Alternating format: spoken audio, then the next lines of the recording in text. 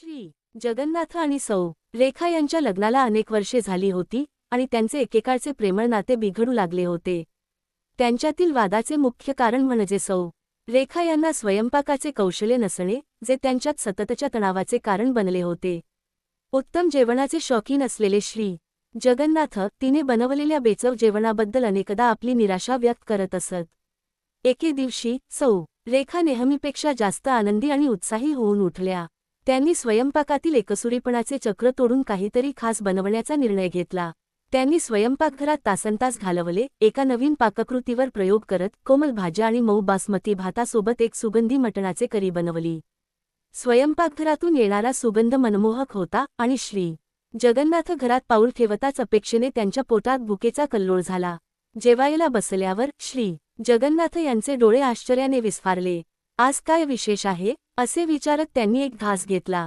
त्यांचा चेहरा उजळला आणि एक समाधानाचे हास्य त्यांच्या चेहऱ्यावर पसरले. हे खूपच चविष्ट आहे, रेखा.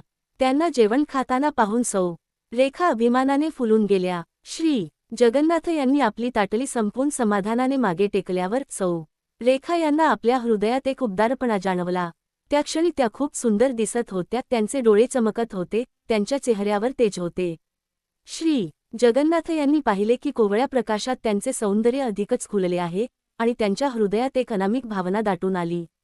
त्यांनी पुढे होऊन तिचा हात हातात घेतला. त्यांचा आवाज भावनांनी भरलेला होता. जेवणासाठी धन्यवाद प्रिये, ते खरोखरच अप्रतिम होते. सौ रेखा यांचे हृदय भरून आले आणि त्यांनी त्यांचा हात घट्ट दाबला.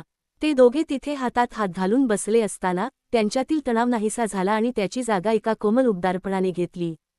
त्या क्षणी त्या दोघांनाही आनंद झाला. त्यांना एकमेकांशी जोडले गेल्याची, प्रेम आणि आपुलकीची भावना जाणवली. जेवण हे फक्त एक निमित्त होते. त्यांना खऱ्या अर्थाने हवी होती ती एकत्र स्वादिष्ट जेवण वाटून घेण्याने मिळणारी जवळीक.